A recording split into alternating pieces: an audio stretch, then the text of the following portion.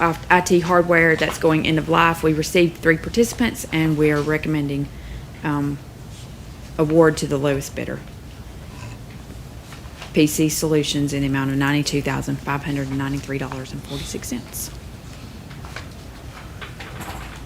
Have we used, the next one's PC also. Number 6, discuss action to award the Fortinet firewall purchase to replace end-of-life hardware to the lowest responsible bidder, PCS Incorporated, in the amount of $92,593.46.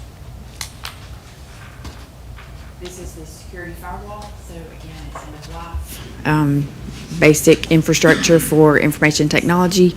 We received 3 bids for this one as well, and recommending award to the lowest bidder. So PCS Incorporated got all of them. Yes, sir. We have done business with them before, so. Thank you, Tabitha.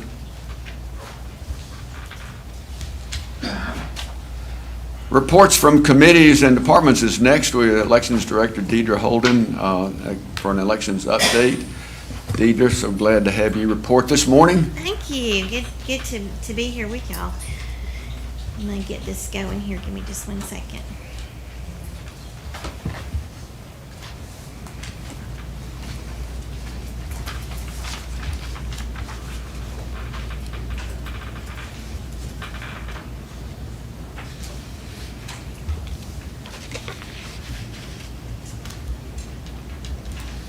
Okay, why is it not? Why is this not working? It's bad to get old.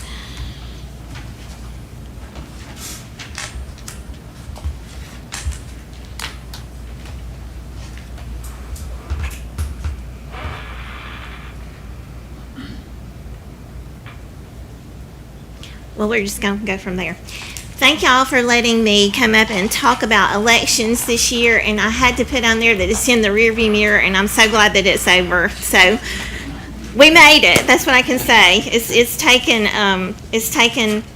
its toll, but it's been a good year. So we're going to move on with this.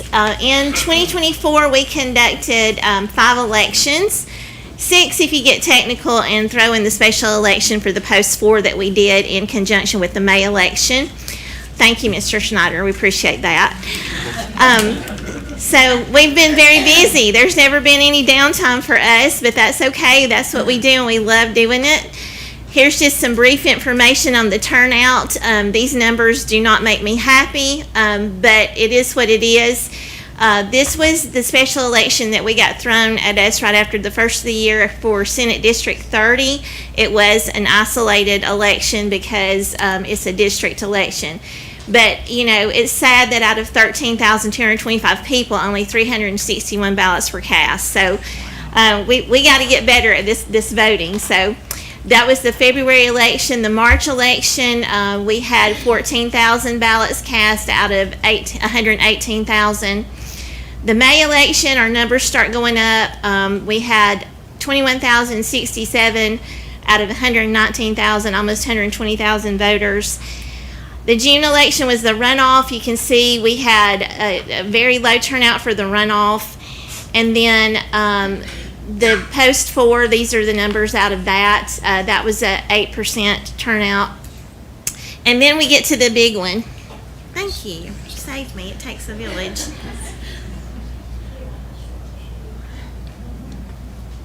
There we go. See, you're perfect. Thank you. So this was November, and this one's the one that about whooped all of us. And I'm so happy to see these numbers because never in the history of Paulding County have we ever voted 95,914 people. So that was just amazing for us. We were so excited about that. We had almost a 78% turnout, which is still lower than 2020. We had a 79% turnout. But we voted 95,914 Paulding County voters, and that just makes me so happy. This screen here is the one I want us to pay attention to. We show a trend here, and you can see the numbers maybe. But the early voting is how the voters in Paulding County usually tend to cast their votes. And the number that just blows my mind is we knew that we were going to have a huge turnout for the November election, but we didn't think we'd hit nearly 70,000 people to come in and vote face to face, and we were so excited about that. So early voting is the way people tend to vote, and they come in at 7 a.m. and get in line, and we start voting at 9, and they stay, and they had great attitudes. We didn't have any issues, so we were very thankful for that. But you can see how the trend has gone up through this past year. We've never voted that many people early before. I added all the numbers up of people that actually cast vote in all these elections for this year, and I'm just very happy to say that 133,629 votes were entrusted to our election department, and that is something that we don't take lightly. People are entrusting us with their vote, and we took care of those nearly 134,000 votes, and that goes to say that I have a wonderful staff, and they have done a great job. We have spent hours upon hours, and we got through, and I couldn't do anything without them. So I wanted to recognize them, and I'll do that a little bit later on in the presentation. But very briefly, I just want y'all to know, we get the question so many times, well, what do you do when there's not an election? Well, there's plenty to do when there's not an election, but for this election, we've had over 20 training classes for our poll workers, over 60 hours of training. We've trained over 1,100 people. We've had campaign finance training for the candidates and elected officials. All the poll managers and our staff was trained by our EMA director on CPR, AED, choking, active shooter, and de-escalation. We were all trained by Ashley Henson on our active shooter and de-escalation tactics. We were trained on a state level by the FBI, the Department of Homeland Security, the Department of Public Health on active shooter, de-escalation, suspicious packages, and administering Narcan. This is nothing that I ever thought I would have to see us go through, but we have, and we're better for it. We've attended all of our SOS trainings as well as our regional trainings throughout 2024. We worked with our county manager, Frank Baker, our director of public property management, Jeremiah Fields, Trevor, Brian, Sheriff Gullidge, Stephen Dooley, Eve, all the people listed up there, and we pulled together a safety procedure manual, and it was our protocol. We pulled that out, trained all of our managers and our poll workers for it so they would know how to prepare in case there was any kind of emergency in the polling locations. This was the one thing that I think I've enjoyed the most is the world's eyes turned to Paulding County in 2024. We did a news documentary with ABC News back in October, and they showed our training procedures where we actually act out the different scenarios that could happen. And if you haven't seen it, let me know and I'll send it to you. But it was very eye-opening. So once they broadcast that, people from all over the world started reaching out, and they came here, and you can see all the countries that came to Paulding County. It wasn't a Zoom call. They came here to Paulding County. The people from France, I thought, they had an office in New York or Washington, and I said, so how long did it take you to get here? She was like, well, I was literally in Paris yesterday, and now I'm in Paulding County. And I said, culture shock. So, but we had all of these countries come here. They are absolutely just fascinated by the way we conduct elections. And I learned from them on how they conduct elections. But it's been a very exciting way to get Paulding County on the world news in a good kind of way. I want to talk about how we have leaders in our office, just a little bit about us. I'm the past president of Gavrio, which is our state association. I currently serve on the legislative committee. I am also the organizer of the Election Officials Day at the Capitol. I'm on the nominating committee for Gavrio. And I'm currently writing an absentee reconciliation process for the State Election Board at their request. And I also serve on the United States Election Commission on the Local Leadership Council. Lacey Dunn, who is my assistant director, she is the secretary and treasurer of Gavrio. And she is going to be the upcoming president in a few years. So I'm very proud of the way she's moved up. She also she served on hospitality, conference committee, legislative committee, and she serves as our Jarvis system team liaison with the county representatives. Absentee manager Cherie, she serves on several committees as well with Gavrio. So does Jessica Lord, who is our systems manager in training, and Letitia Campbell does as well. So I feel like as the director of this department that I need to be raising up future leaders. And I think that the girls in the office are doing a fantastic job, and I know that they are going to continue to do amazing things, and I just want them to know how very, very proud I am of them. I couldn't do this job without them. Looking to the future, now we're going to look out the front windshield. We're looking at polling location expansions and combinations because our county continues to grow, as you all know that. We will possibly have a public service commissioner election in June of 2025 due to some legislation that was passed this past year. We will have our municipal elections for Dallas and Hiram. That'll be in November of 2025. We will begin auditing our registrations, auditing our streets, and if there's any possible special elections that come up this year, we will be on top of that. One thing that I want to let you all know is we started last year in what we call the Certified Election and Registration Administrators Training. It is a federal training. And Lacey, Jessica, myself, and Cherie are taking those classes.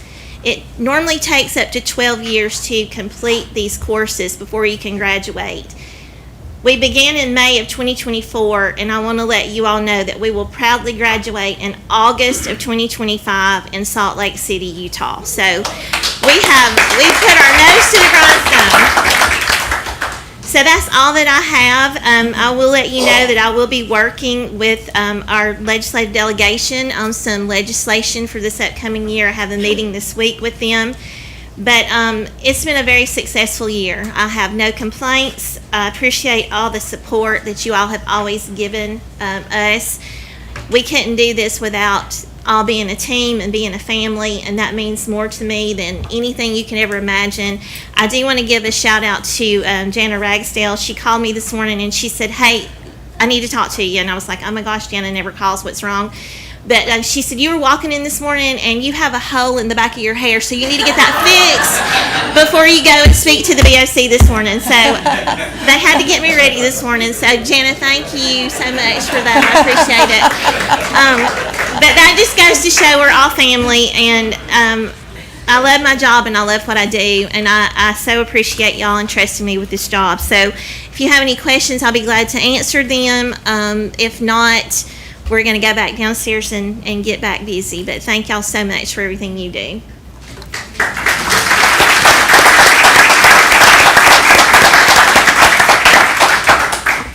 Thank you, Deidre. I think you can tell how much you're appreciated in your whole team and just how you lead with leadership skills that are wonderful. Thank you. Thank you for your report and all that you do. We're in good hands. Thank you. Thank you.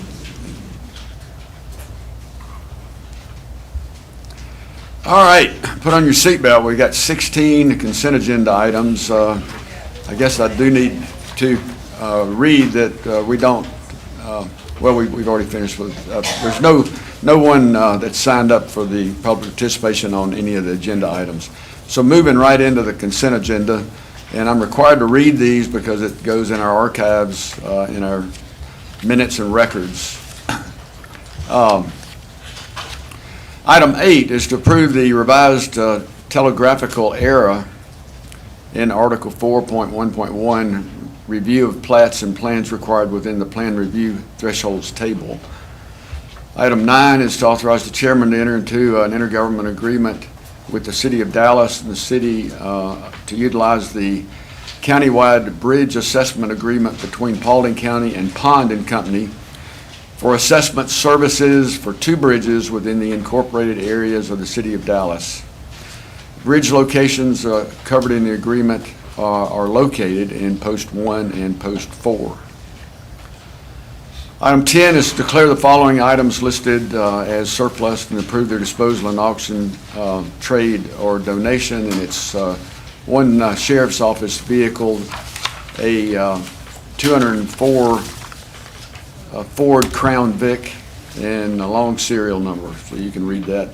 Item 11 is to authorize the county manager to sign documents accepting the state subgrant number K25-8-008, the DUI court, in the amount of $12,480 on behalf of the commissioners and the Paulding Judicial Circuit.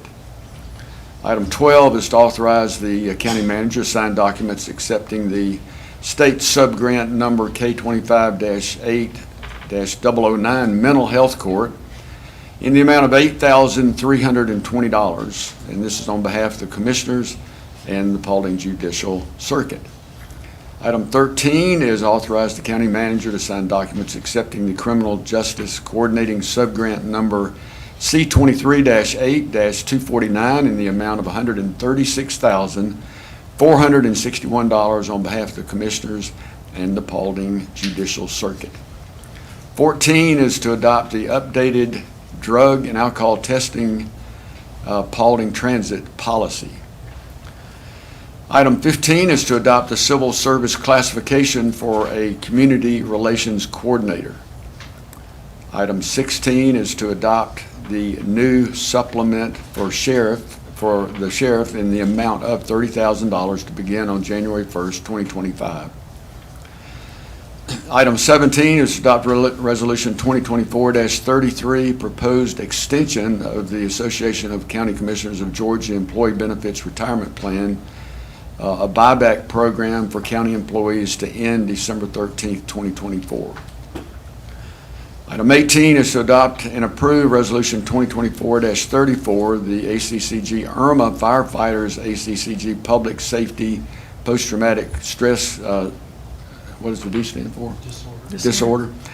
Benefits Program proposal for coverage and authorization, and to authorize the chairman to sign and submit the corresponding resolution authorizing participation, quote unquote, and the quote application and participation agreement, unquote. Item 19 is to approve the temporary construction easement sewer for the city of Dallas along the eastern side of the Dallas Library parcel paralleling Griffin Creek. Item 20 is to adopt the Board of Commissioners confirm the proposed transfer station designated holiday schedule. 21 is to adopt the proposed application and public hearing dates and times for the Planning Commission, Zoning Board of Appeals, Stream Buffer Development Waiver Review Committee, and Develop Waiver Review Committee for the 2025 calendar year. Item 22 is to adopt Resolution 2024-35A. It's a resolution supporting the name O'Hara Way for the Georgia driveway from Chattahoochee Tech Aviation Training Academy to Hangar 1. Item 23 is to approve the naming of the county building that houses Georgia DFACS to that DFACS office to be named the Craig Foster Building.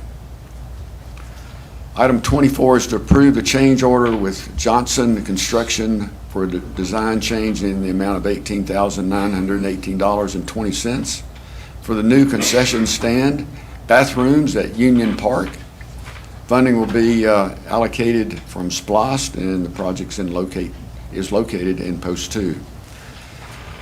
And 25 is to adopt the amendments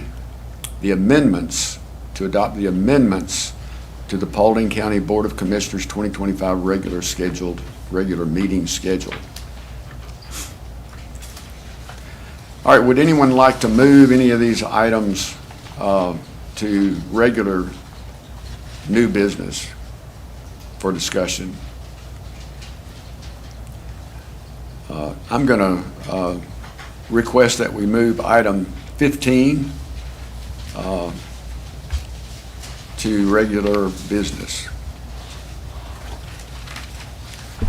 Okay, moving into old business. The 26th is from the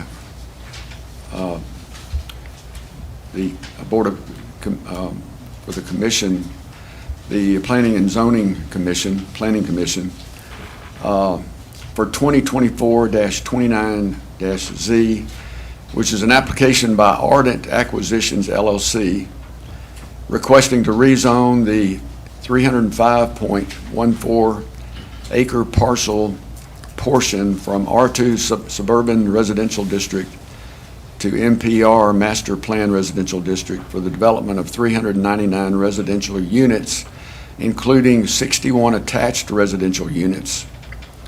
Property is located on land lots 1143 to 1144 and from 1160 to 1164 and from 1214 to 1217 in District 3, Section 3 on the east and west side of Cartersville Highway, State Route 61, south of the High Shoals Road, Post 4, tabled from the November 12th, 2024 Board of Commissioners meeting. The recommendation is to approve with a vote of 5-0 and 1 by the Planning Commission with 7 stipulations. And going right into new business is item 27, which is discuss action to authorize the chairman to enter into a supplemental agreement with Colliers Engineering and Design Incorporated in the amount of $31,360 for right-of-way acquisition services and appraisal services for the State Route 120 connector, that's Hiram Sudi Road at Davis Mill Road North at the south intersection improvement. Funding will be allocated from SPLOST projects located in Post 1 and Post 3. Mr. Jones is up and ready to report. Yes, sir. As you said, the intersection of State Route 120 connector, also local name Hiram Sudi Road, Davis Mill Road South, is located in Post 1. Post 3, the intersection currently operates as a multi-way stop-controlled intersection with no turn lanes at the location. The county currently has a design project underway for a single-lane roundabout. The roundabout installation is projected to significantly improve the travel conditions at this area in the AM and PM peak hours, particularly long delays, lots of queuing. As engineering has progressed, plans have been submitted to the Georgia Department of Transportation, GDOT, and the right-of-way phase has begun. On February 2nd, 2024, Paulding DOT requested quotes for right-of-way acquisition from 7 qualified firms. 4 firms submitted proposals and quotes. After reviewing the proposals and quotes at that time, DOT selected Colliers Engineering Design, which provided the lowest quote of $44,200 to perform the right-of-way acquisition services at this location. The notice to proceed was issued on May 14th, 2024. As plans and time has progressed, there have been parcel splits at this location that were not originally included in the project location. At this point in time, a total of 3 appraisals with appraisal reviews are required. If initial negotiations are unsuccessful, this additional budget will allow for an additional 3 appraisals with reviews and will be billed only if required. The cost to add this supplemental agreement is $31,360. If approved, funding for the supplemental will be allocated from SPLOST. Any questions for George? I'm sure the folks at Post 3 and Post 1 would like to know, and Post 2, because they go through this intersection a lot going home, what's the timeline on this project total till we get the roundabout open? Yeah. I'm going to have to look at a construction schedule. Typically the roundabouts that we've seen lately, they're roughly 18 to 24 months construction. Some can be a little faster, some can be a little slower. A lot of it depends on utilities, traffic, type of traffic control, what you're having to work around with existing traffic, how long it's going to take to actually acquire these parcels. So I'll look at the schedule and we'll try to come up with a reasonable time frame to give you and provide you that this afternoon. That'll be all right. Thank you. Anyone else? Mr. Jones has 28, which is discuss action to authorize the chairman to approve and execute the application for the GDOT fiscal year 2025 local maintenance and improvement grant, LMIG, in the amount of $2,219,757.32, and the required 30% match funds for the county is $665,927.20, which will be allocated from general funds, projects located in Post 1. We're requesting the board authorize the chairman to approve and execute the Local Maintenance and Improvement Grant Funding, otherwise known as LMIG, from the Georgia Department of Transportation, along with the required 30% minimum match funds. The LMIG is funded from the state motor fuel tax collection. The LMIG funding that Paulding County is eligible to receive is based upon the county-maintained road miles and population compared to the state public maintained road miles, all the public roads in the state that are maintained by the various entities in the state population. Does not include private roads. Paulding County, based on the current formula amount, received $219,757.32 in LMIG funding. By law, the county is required to provide a 30% match funds, which equals $665,927.20. This is a 2.9% increase on the FY24 LMIG award. We plan to utilize the LMIG funding, if received, for paving. To receive these funds, we're required to complete an application containing the work to be accomplished, a project list, cost estimate, and anticipated construction let date. The project includes 3 county roads in Post 1, Macklin Road, Poplar Springs Road, and Bobo Road.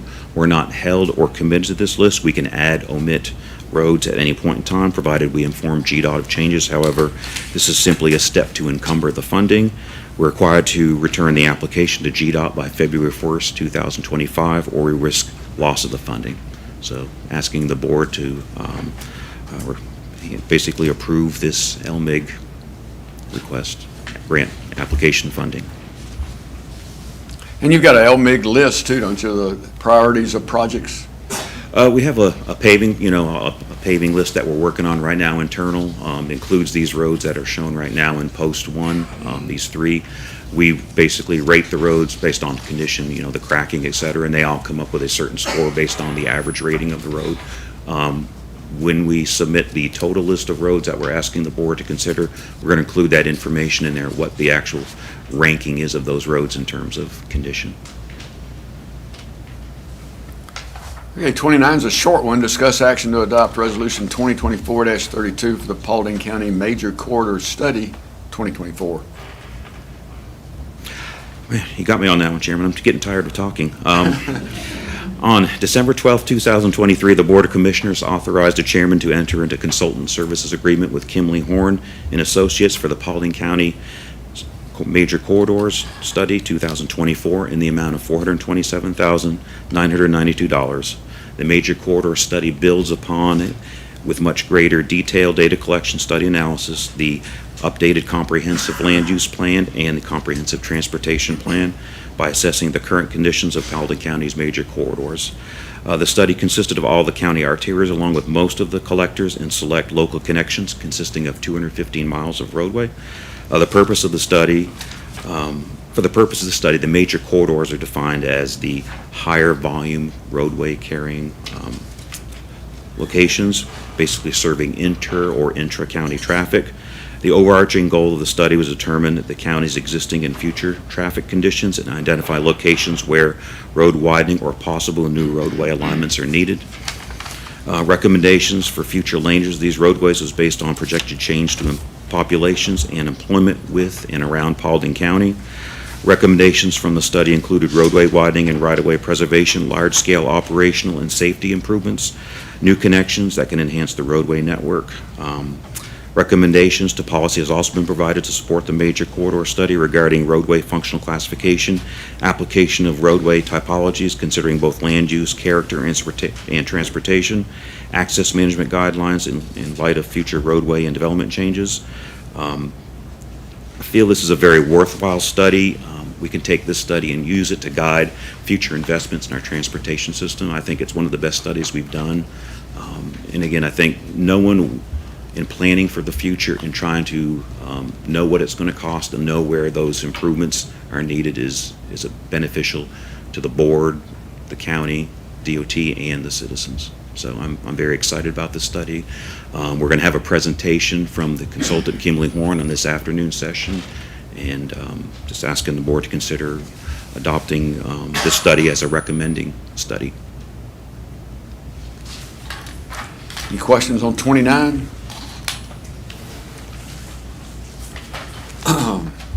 Thank you, George. Never get tired of listening to you talk. I do.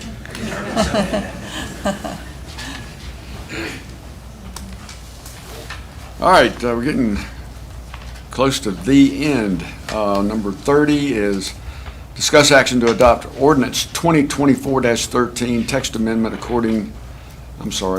amendment amending Title I, which is administration and title. Part 2 is zoning of the Unified Development Ordinance, UDO, for Paulding County, Georgia, and other purposes. Miss Ann Lippman. Thank you. Ordinance 24-13 is the ordinance that affects the text amendment that was recommended by the Planning Commission at their November meeting. This text amendment had two major goals. One was to clarify that at the public hearing before the Planning Commission and at the meeting before the Board of Commissioners, that applicants or their authorized representative attendance is required. And if, in the case of an authorized agent, that they have the right to object or agree to zoning stipulations. The second change was we worked with the Department of Transportation to state the requirements of when a traffic impact analysis is required and to outline the requirements of said traffic impact analysis. So, be happy to answer any questions. Anybody has any? Any questions for Ann? Thank you very much. Item 31 is discuss action for the Board of Commissioners to adopt ordinance 2024-14, amending the Paulding County Code of Ordinances, Chapter 20, Article 2, Section 40-8, which is maintenance of property litter. And I don't know what the free means, but maybe you can tell us. It just says dash free. Mr. Jones. Yeah, I think the way that it's worded is like keeping it litter-free, not like litter's free, but it's litter-free, you know? Like litter-free. Got it, okay. This agenda item is to amend the Paulding County Code of Ordinances, Chapter 40, Article, Section 48-8, Maintenance of Property Litter-Free. The amendment will attempt to better control unkempt areas on lots abutting arterial roadways or not in platted subdivisions. We investigated other neighboring counties and cities' code language, worked with the county attorney and also community development and the marshal's department in an attempt to address this topic. There's one select post commissioner that, asked about this, so trying to make this person, him, satisfied. So, the amendment will add an item 5 with the following language. All exterior property located within 50 feet of the right-of-way of an arterial roadway, principal or minor arterial classification, shall be maintained free of grass, weeds, or uncultivated vegetation in excess of 18 inches in height. This requirement shall not apply to unimproved parcels. So that's the language change, and request the board to consider action to adopt ordinance 2024-14, amending the Paulding County Code of Ordinances, Chapter 40, Article 2, Section 40-8, Maintenance of Property Litter-Free.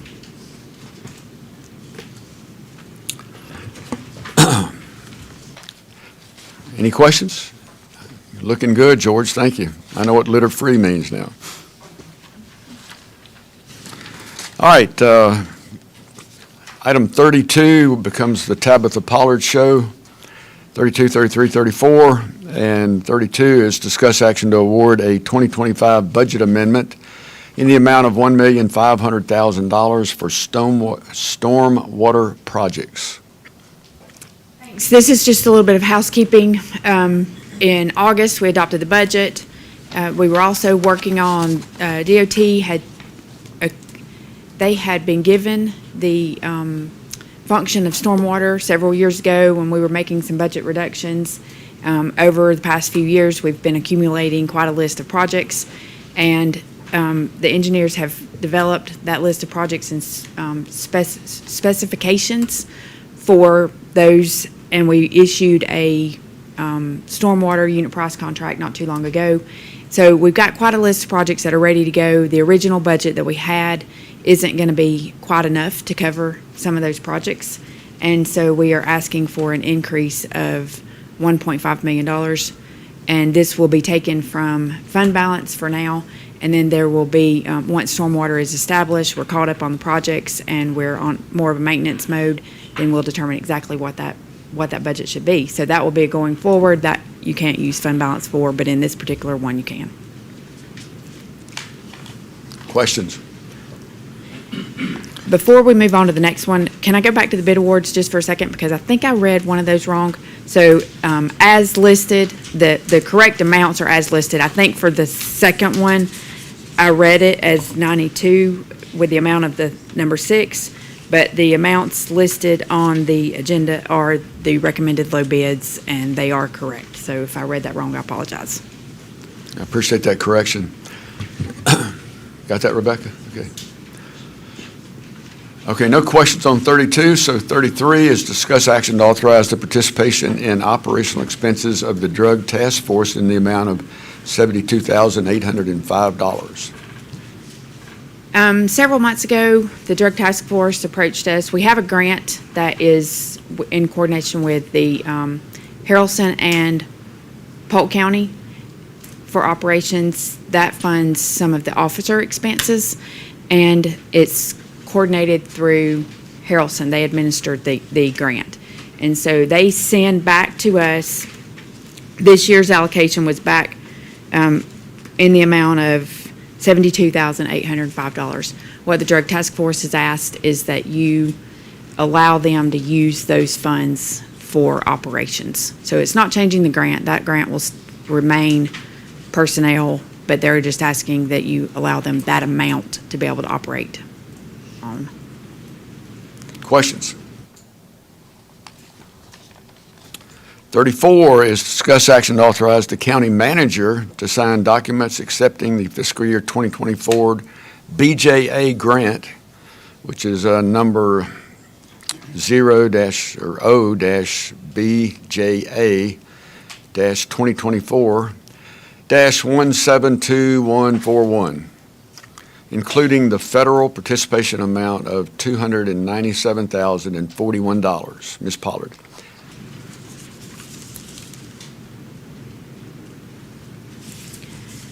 We are always looking for funding other than our own. So if we can find federal funding, we are more than willing to receive as long as it doesn't have, as long as the strings attached are in our favor. This particular one, Amy Scheid in our office has worked very diligently along with the sheriff's office to be able to complete the application for body-worn cameras. And so that's what this is for. It'll purchase 150 body-worn cameras for the sheriff's office. The total amount is $594,082. However, it has a 50% match. And so our portion and the federal portion being equal in the amount of $297,041. Obviously, those numbers are a little bit rounded, but What was that last part? Obviously. those numbers are rounded. Rounded, okay. Mm-hmm. Any questions for Tabitha? I just want to say thank you to Amy for getting all this grant money for us. It's amazing what somebody can do when they actually know what they're doing. She's a go-getter. She's Thank working her hard for to get us. those. Yep.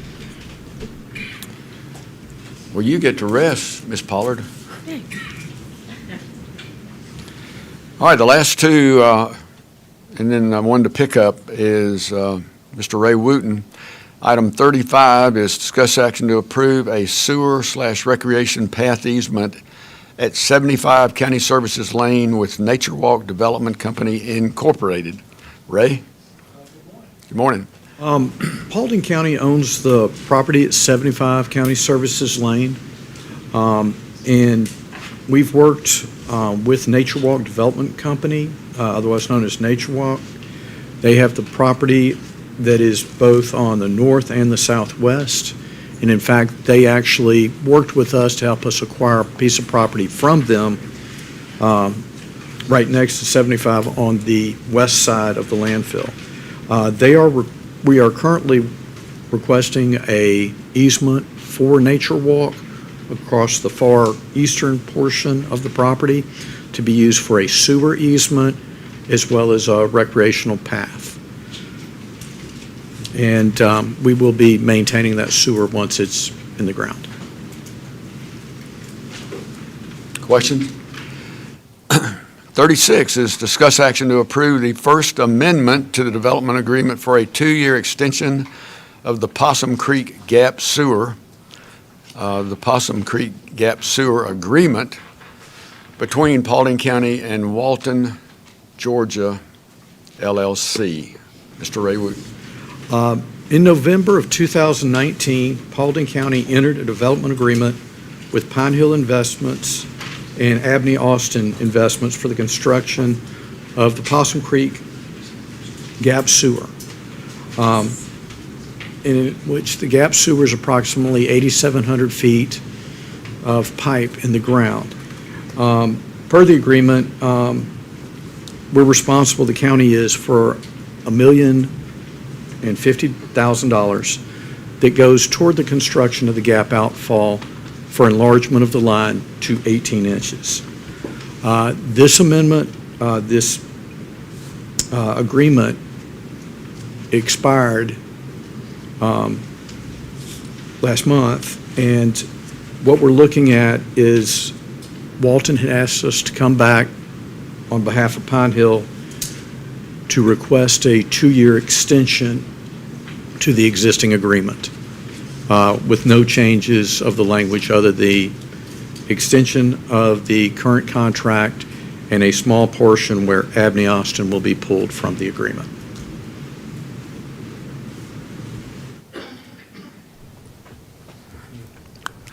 I think everyone's, So I've got to make sure that I understand this correctly. We're looking at extending an agreement that's been expired that would contribute, Paulding County would contribute $1,050,000 to sewer improvements for the development of slightly less than 1,200 homes for subdivision in that area, off of Ivy Village behind Seven Hills, correct? Correct. That would be for the upsize and for that sewer line.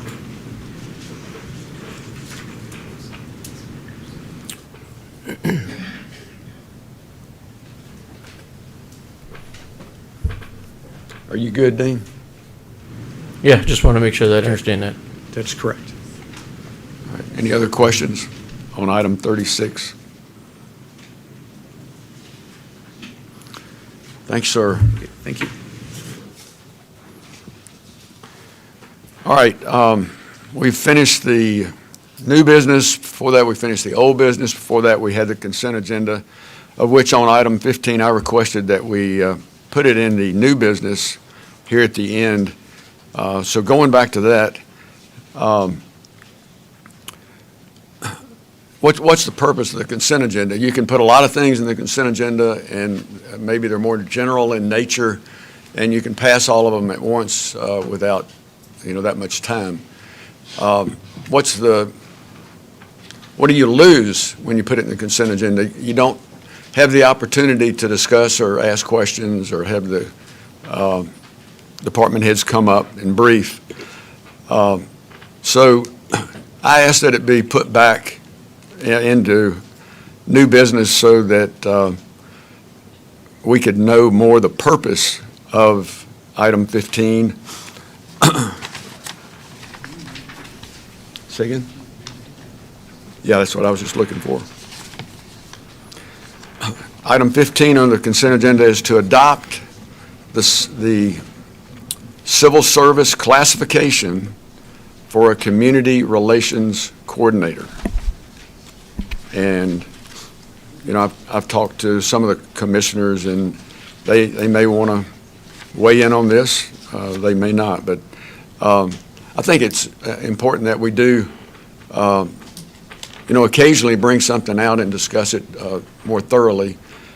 So I've read the job description, and there's some very important to the county items on here: the complexity of the work, the scope of the work, related administration duties, administrative duties, a variety of tasks to be performed contributes to the complexity of the work. So it's, you never have the same thing every day. You're dealing with different issues and different occurrences every day.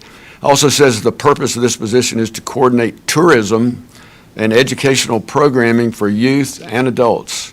Successful performance in this position contributes to the efficiency and effective delivery of leisure services to area residents so that we can do better at working, playing, and all sorts of different things that come into this. I could read more, but anybody else have any comments?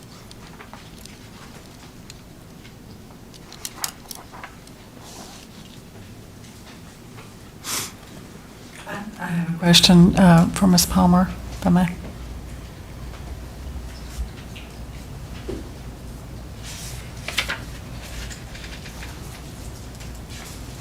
So is the only change here that it goes to civil service? That's the only thing that That's the we're only change. changing? You guys adopted this a few months ago. This position's been filled for over the last 8 months, but we're just asking to classify it to civil service instead of serving at the pleasure of the county manager. So what does that do then? It just makes the person like every other county employee? Like every other person, it sure does. Okay. Who is exempt from civil service in the county, that works for the county? Who is exempt? The list is long. I mean, all of your department heads, elected officials. We do have other positions that are not civil service, but the list is long. I mean, I can get it for you. Okay, thank you. Oh, you're welcome. Do you have any comments?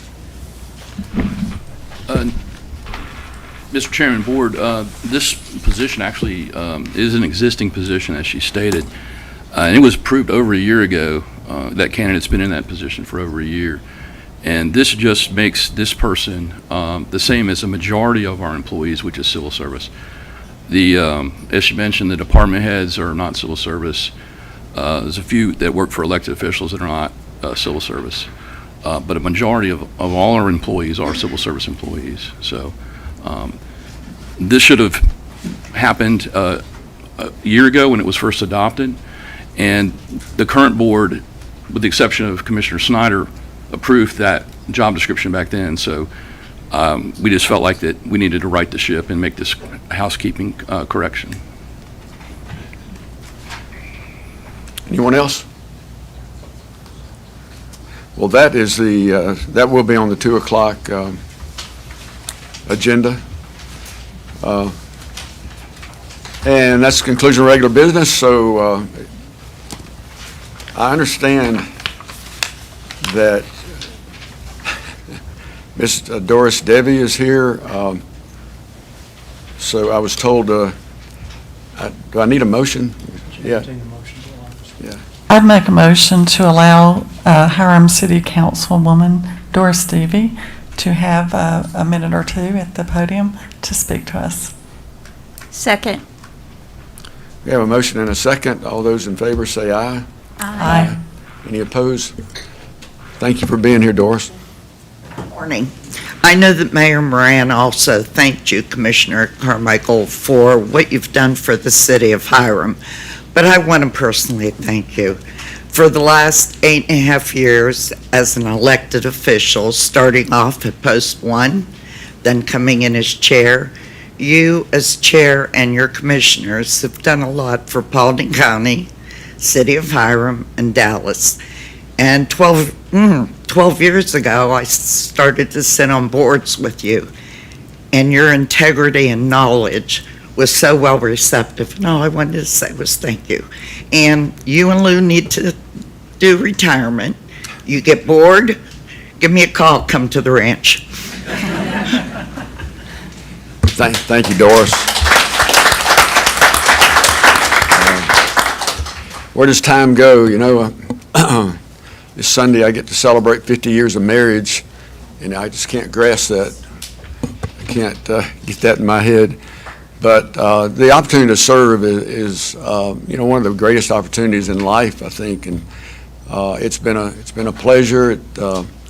has been a joy most of the time, and I think you're going to be in good hands with Tim Estes, and I'm going to stay in touch. I'm not going to crawl in a hole anywhere. So I may show up and, waste a lot of your time. I'm kind of used to talking to Tabitha a couple hours a week, I think. So. You've still got the aviation board to, Yeah. you're not leaving there. No, I got to be on the airport authority. I'd like to stay connected to a few things anyway, so. So I appreciate that, Doris, more than I can say. So, any other comments from commissioners? It's on our agenda here. Announcements, comments. One thing that I'd like to say is I thought the parade on Saturday was awesome. Great weather, and just the high schools were out there this year. Previous 2 years it kind of drizzled or rained. But to get to ride in a fire truck, that's pretty special. It's fun, isn't it? Mr. Chairman, I would like to add to Councilwoman Deebee's comments that I have really enjoyed working with you, and you made me so welcome when I was elected, and you serve with such humility and just such decency and respect for everyone you work with, and I appreciate that so much. And you can look back on your time at Paulding County and I hope have a lot of good memories, and I appreciate your patience when I get my ornery streak going on.